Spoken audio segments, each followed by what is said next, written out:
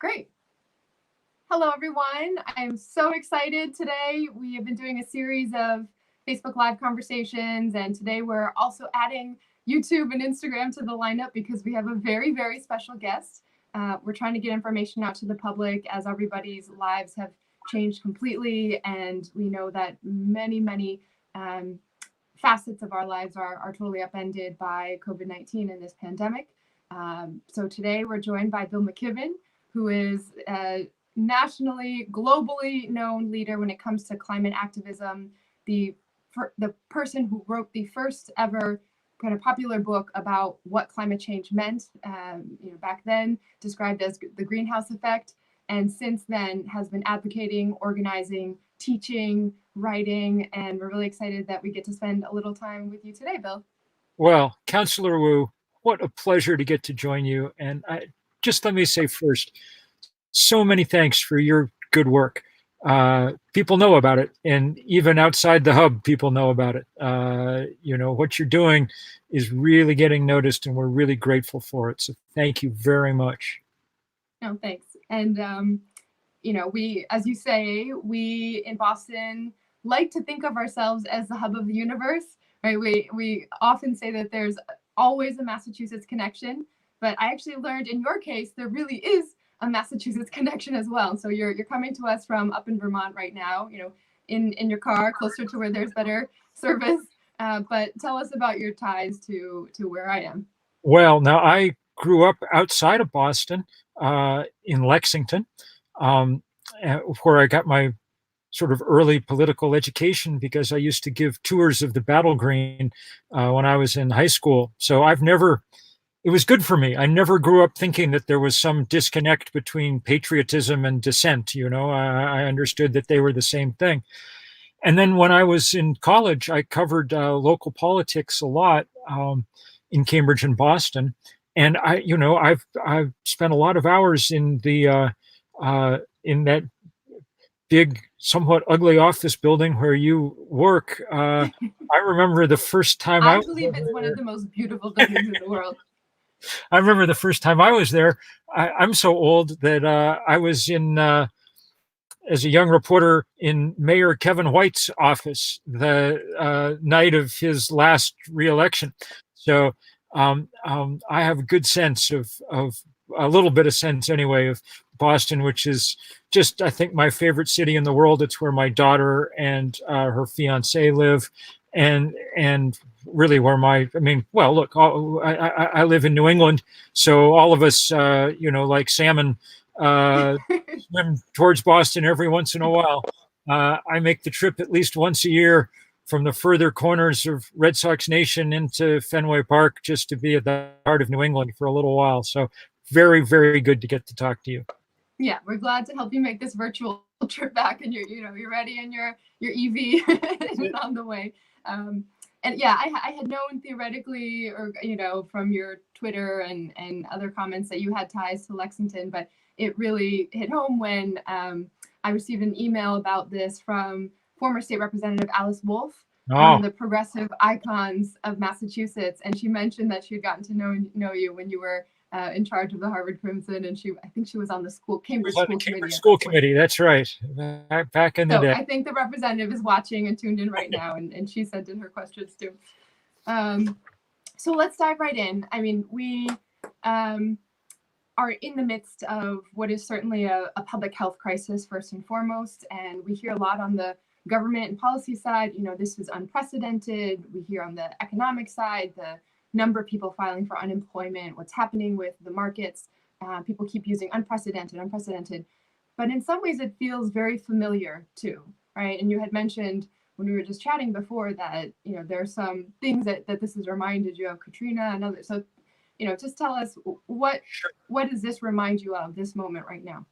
So if there's an unprecedented nature to this, it's that it's happening everywhere in the world at once, and that really is different. Usually crises and disasters happen one place at a time. But, I wrote the first book about climate change 31 years ago now. So I've had a long time to kind of anticipate and then watch the set of disasters that have begun to befall the world.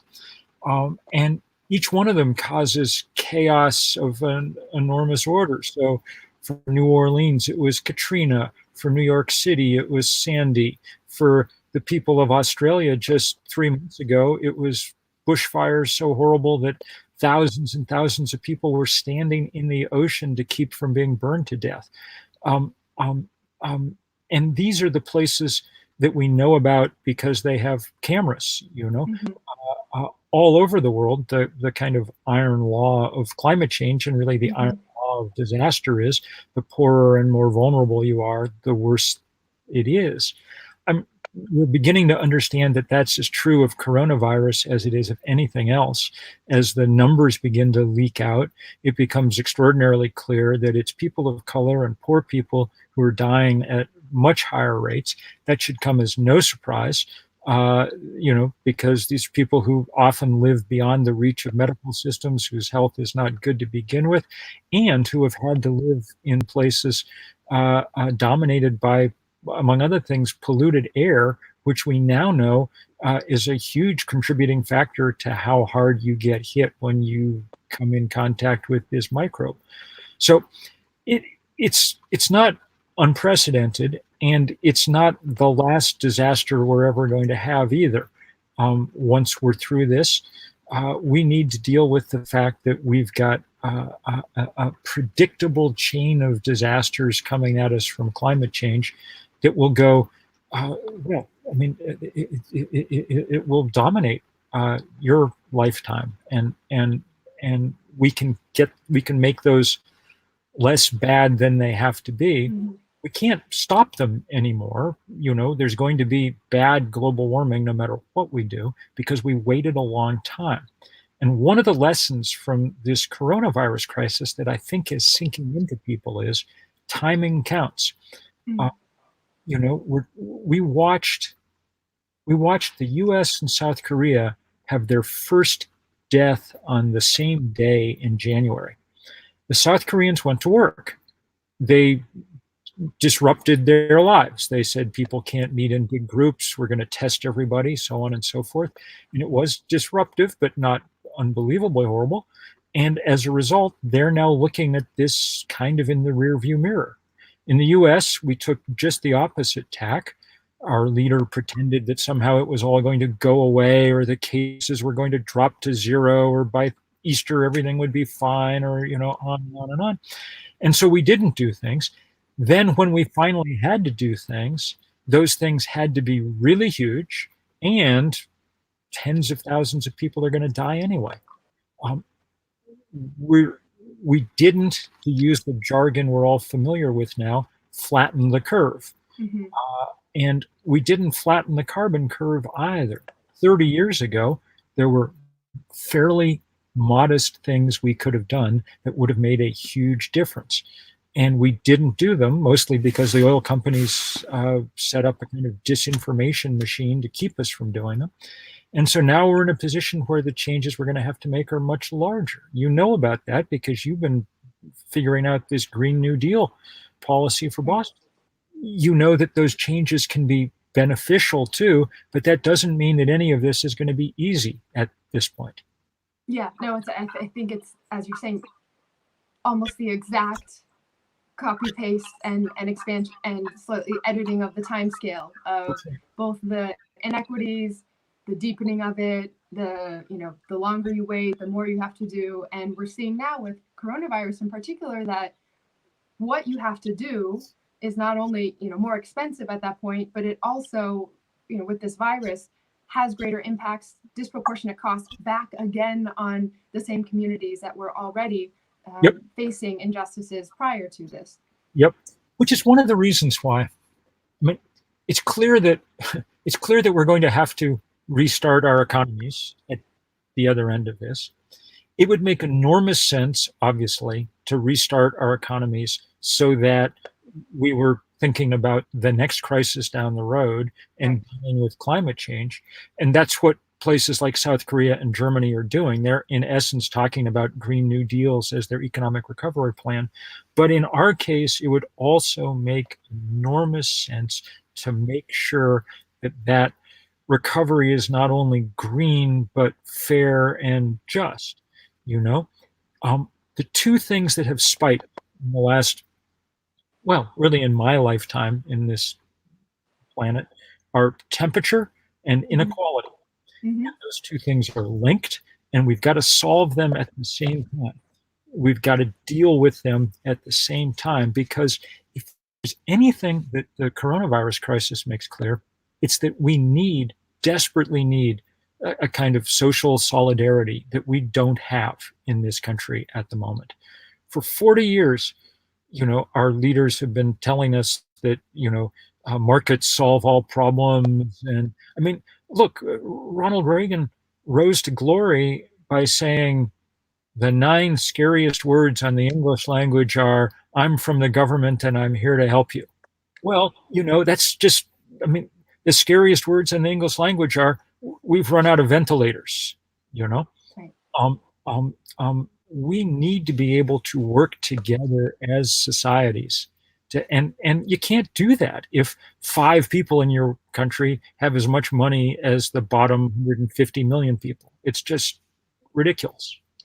So let's talk about that solidarity now and in this context, because what's also been incredibly painful is that we are watching people we care about. We're watching frontline workers, communities really sort of putting their bodies, their health, their lives on the line for this.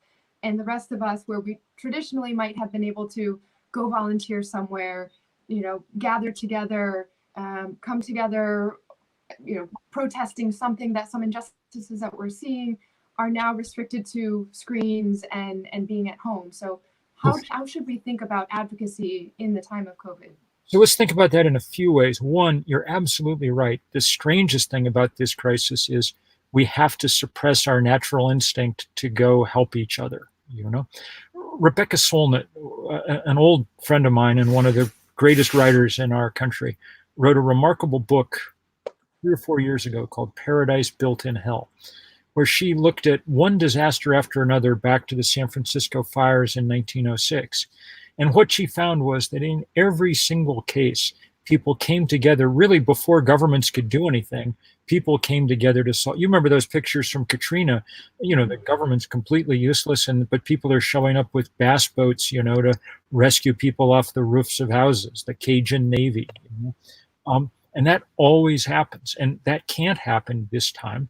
All we can do is stand on our balconies and applaud the healthcare workers who have no choice but to be brave and go into the fray. So that it really is hard. And one of the places that's really hard is that we can't engage in basic civic action. Mm-hmm. And that is very sad, because the bad guys are exquisitely good at taking advantage of moments like this to get things done.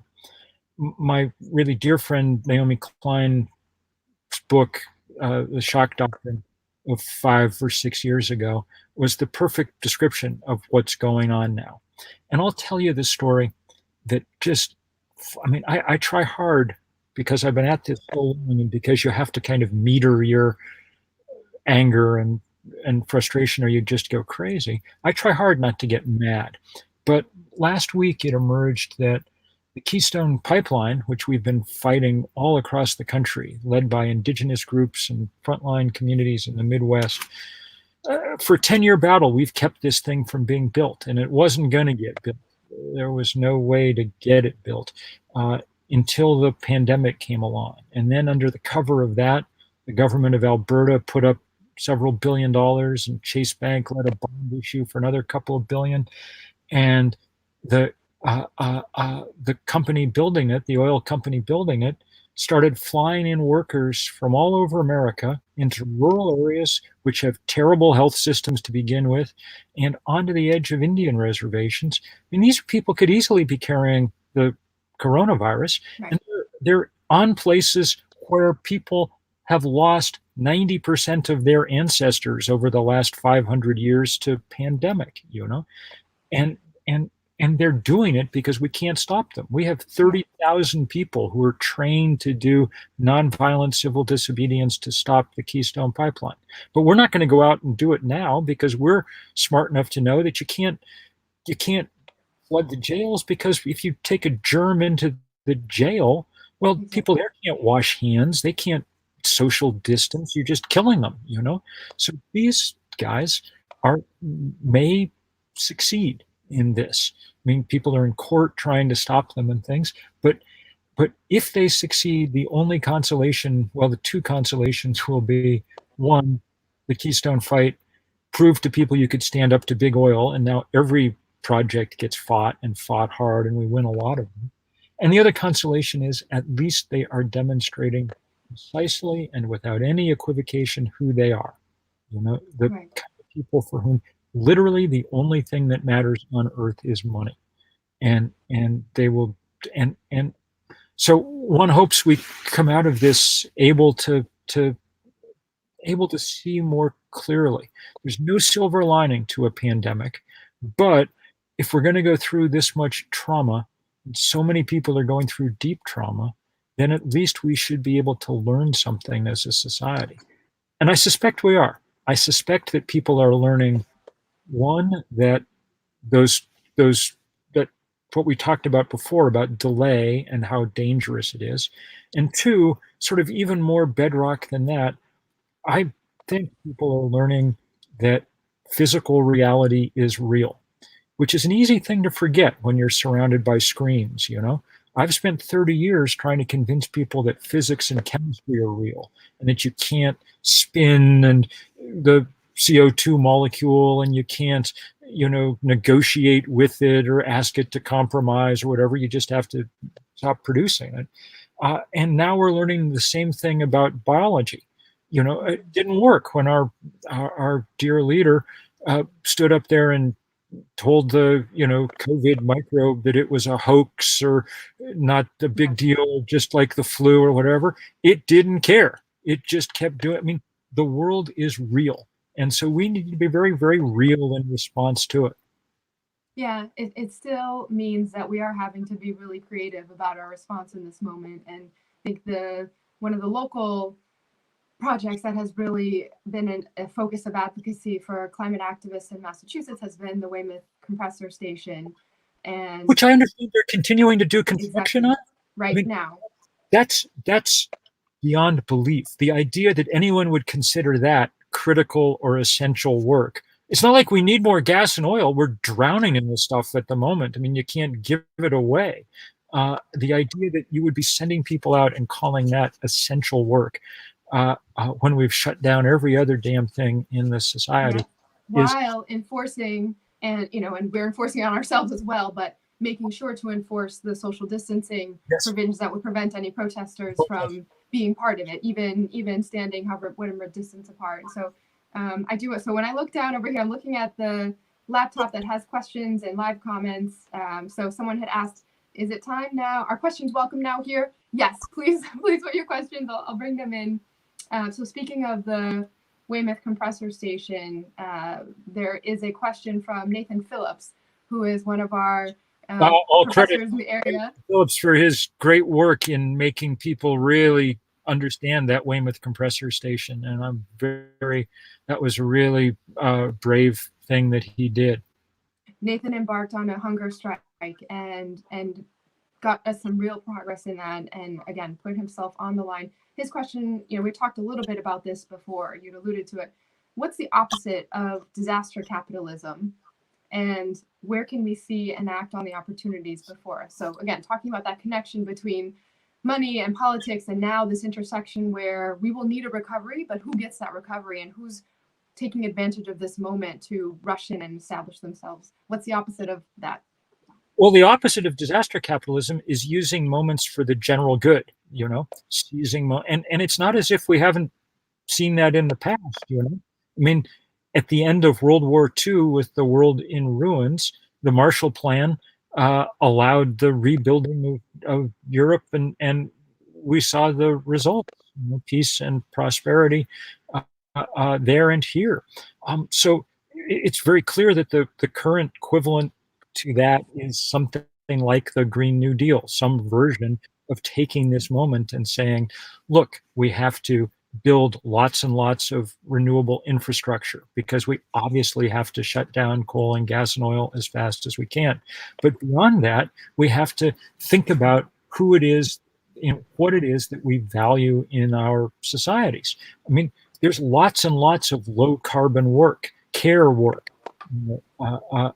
people caring for each other. Teachers are low carbon workers. So are domestic care workers and home health aides. So are, all the people that we're now discovering are essential workers that we weren't even willing to pay a minimum wage to, 6 months ago.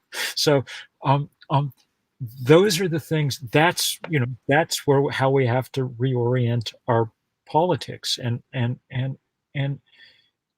it's possible that this is one of these moments. I mean, look, I'm in my 60th year. This is the biggest disruption to life, normal life, in those 6 decades by a large margin, that I can remember. And maybe it will be enough to cause us to think, it was not what we're doing. The other option, of course, is that everyone will just be so eager to get back to normal that we'll just put all the pins back up in the bowling alley, That's the other option, and I sure hope that we will work very hard to try and keep that from happening. Yeah, so we'll try to post some resources as well. I know that several of the architects behind the Green New Deal are pushing for a green stimulus as well at the federal level, and the 350 has been really pushing for just recovery and everything that's involved with it. That's right. In the immediate moment, one of the things that makes no sense is just bailing companies out without any attempt to change their behavior. And we have good precedent here. You'll recall that it was in the wake of the 2008 financial crisis, with the auto companies on their knees, that the Obama administration did bail them out, and in return demanded this commitment to really serious increases in automobile mileage. Probably the most useful thing that the Obama administration did. I had some problems with the Obama administration over the years on climate change. That was a very useful thing that they did. And they were able to do it only because they were in a moment of extremis, and we're in another one. So if an oil company or airline or whatever wants a bailout, or a bank for that matter, because they're now at the heart of this problem, one of the conditions should be, show us that you can meet these Paris climate targets, that the whole world agreed on. Now, of course, our country has now abrogated its commitments under the Paris Climate Accord. This is, a reminder of the incredible foolishness of electing Donald Trump. And it's a hard day, right now, especially for us Vermonters, to watch Bernie out of the race. On the other hand, this is not a moment for pretending that everybody's alike and they're all the same and so on and so forth. It's a moment for recognizing that we have got to make some change now, and we have to do it, in the real world, not in Twitter world. Yeah, we had several questions ahead of time about November and what this means. And, you mentioned that it was under the federal administration that they were able to push for some of these changes. And we certainly, we see where we are now, given the current, so lack of leadership. And as of yesterday, now, no progressive left in the race at all. So just in terms of pure thinking about exercising our democratic muscles again from now until November, how should we be thinking about organizing and strengthening, particularly those who prioritize climate change or climate activism? I'll say two things. It seems to me that there are two. We're at the point now, because we've waited so long, when we need big institutional action. So it's important to make individual changes, and we've all learned in the last month that we can make a lot of individual changes, and many of them are okay. Like we're learning that we can Zoom instead of get on airplanes. That's a useful thing to know. But we also need big structural change, and there are two places where that can come from. One of them is political system and the other is the financial system. It's an election year, so it's a really important year for that political system. Right. It doesn't mean that if you can't elect the person that you think was the absolute best person, that therefore you should walk away from or act out of petulance or whatever. I mean, I was saying before, there were plenty of places where I disagreed with Barack Obama, but I knew that because he was there, it was worthwhile going and trying to force him to change. I helped organize the biggest demonstrations outside the White House during the Obama era around this Keystone stuff. There's no point in doing it with Trump because it doesn't matter how much pressure you put on him. He's not a changeable human being, he's just a tool.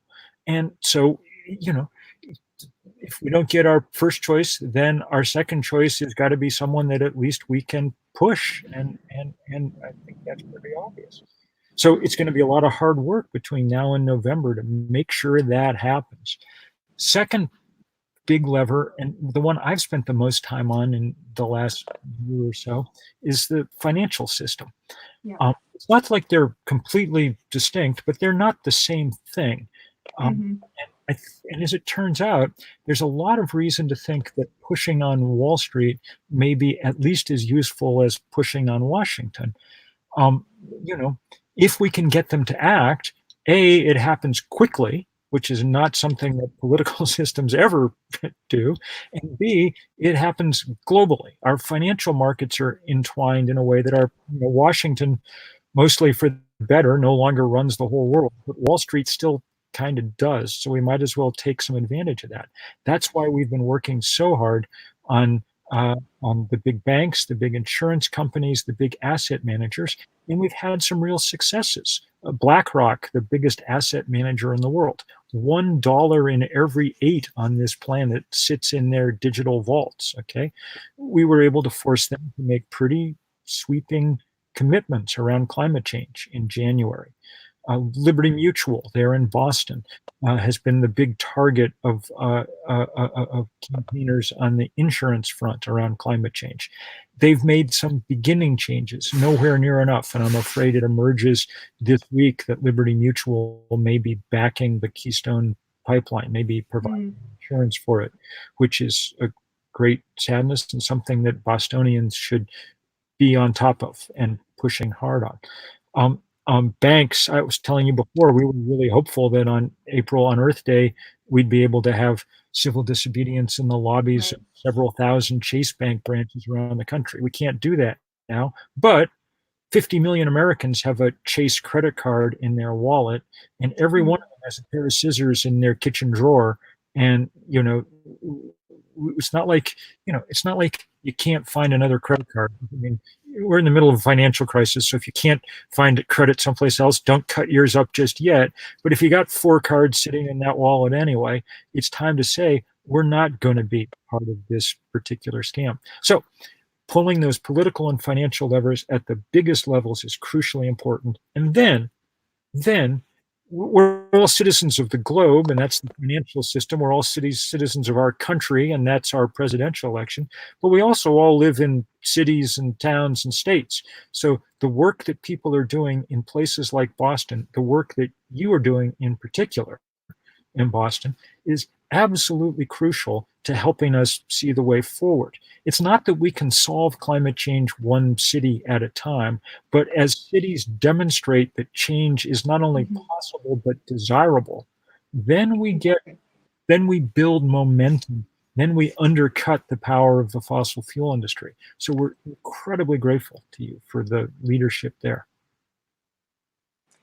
It's exactly what we've been thinking about in Boston. There are, there's the potential when we have a city with relative resources, but still deep inequities, to demonstrate what is possible when we lift everyone up and focus with equity as the primary lens in thinking about not just this particular crisis, but the ones that unfortunately inevitably will come. I'm looking down and seeing there's a whole side conversation on the comment section about the specific tie between coronavirus and climate change that as the planet is warming and as the animals and insects that are more likely to carry disease are expanding due to temperature, as we are encroaching on animal habitats, these types of what are called zoonotic diseases that can jump from animal to human and cause sweeping pandemics because none of us have immunity, that will increase as climate change moves forward. Well, yes, and that kind of thing is already dramatically on the increase. Uh, vector-borne disease of all kinds is expanding rapidly because, if you were trying to build a world that insects liked, a warm, wet world would be the answer. Mosquitoes were expanding their range dramatically. I remember being in Bangladesh doing reporting when they had their first big outbreak of dengue fever, which the World Health Organization says is the emergent disease of our century. I was spending a lot of time in the slums, so I eventually got bit by the wrong mosquito myself, and I was as sick as I'd ever been. But look, I was healthy and strong and well fed going in, so I didn't die. Lots of people did die, just like lots of people died from Zika virus. Think about that Zika virus. We've sort of tended to put it in the back of our minds now, but 3 or 4 years ago, the health ministers of 5 nations told women in their countries not to have babies for the next 2 years because of this Zika virus that was spreading around. Think about New England, where I live, and really all across rural New England, suburban New England, the spread of a tick-borne Lyme disease over the last 10 years has dramatically altered people's psychology and lives. People no longer feel easy about going off into the woods for a walk or letting their kids play in the grass at the park because they understand that that now can produce a truly nasty and difficult disease because ticks expand their range as the temperature warms. We also should be really clear as we think about coronavirus, this is not the only thing in the world that goes after people's lungs. I was in Delhi not that long ago, one of my favorite cities in the world, but in recent times, its air quality has gotten so terrible that it's an almost impossible place to live. There are 5 million children in Delhi, and we think that at least 2.5 million of them have irreversible lung damage simply from breathing the air. So now that we're fixated correctly on what it means to have, you're be unable to breathe correctly because something's wrong with your lungs, we should be reminding ourselves that that's the everyday fate of many hundreds of millions of people on this planet. And again, obviously, look, there's people of all kinds get asthma in America, but the people who get it the most are the people who have to live near highways and refineries, and we know who those people are. It's no great mystery. Absolutely. So I want to wrap up, and the last kind of batch of, there was several questions about this idea of what should we take from this current experience that connects to our climate advocacy, potentially after COVID. The question I wanted to end on came from Kate, who had asked, how do we not give up? It was a simple question, but I think in some ways it's the same as that whole idea is that we don't give up now because we see that this is really highlighting and shedding light on a whole set of not just issues that need to be solved as you lifted up, but the potential to solve them in a way that addresses so many of the challenges we're facing. I'm always biased that the local level is where you could do that very quickly and with community truly embedded in grassroots activism. But I'll kick that to you as the last question. How do we not give up? Well, we don't give up because we're human beings and we, have great affection for each other, and so we fight. That said, it's really worth remembering that questions like climate change come with a time limit. The Intergovernmental Panel on Climate Change, our climate scientists around the world, told us in 2018 that if we had not made huge strides, fundamental transformations by 2030, and they defined that as cutting emissions about in half, then the chance of meeting the targets we set in Paris were forever by the board. We couldn't meet them.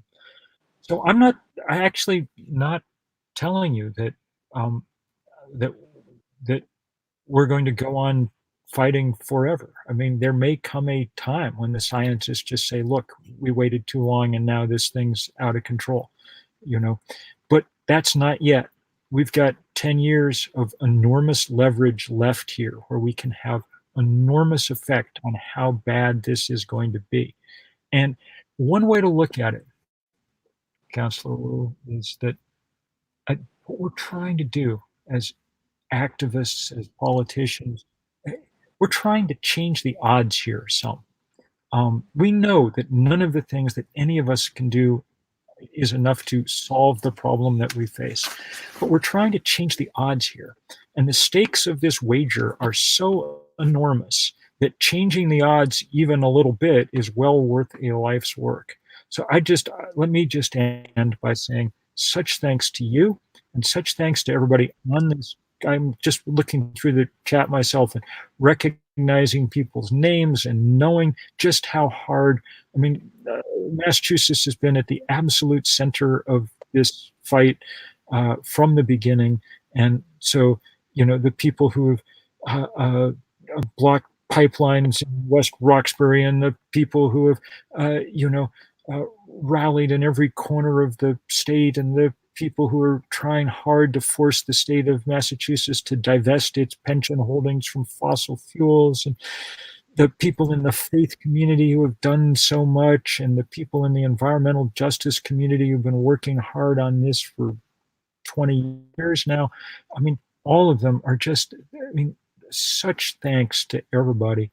If we have a chance here, it's everybody coming together in that kind of spirit of solidarity. And we'll see. In the meantime, stay safe and just such thanks for your work. Thank you so much, Bill. Thank you to everyone who tuned in. Stay updated, stay connected with us as we're continuing in Boston to think about the immediate triage and what we need to do for public health, but also plan for that equitable recovery and continue building the coalitions that will make that possible. So we know we'll see you back in Boston soon enough. And thank you again, Bill. All right.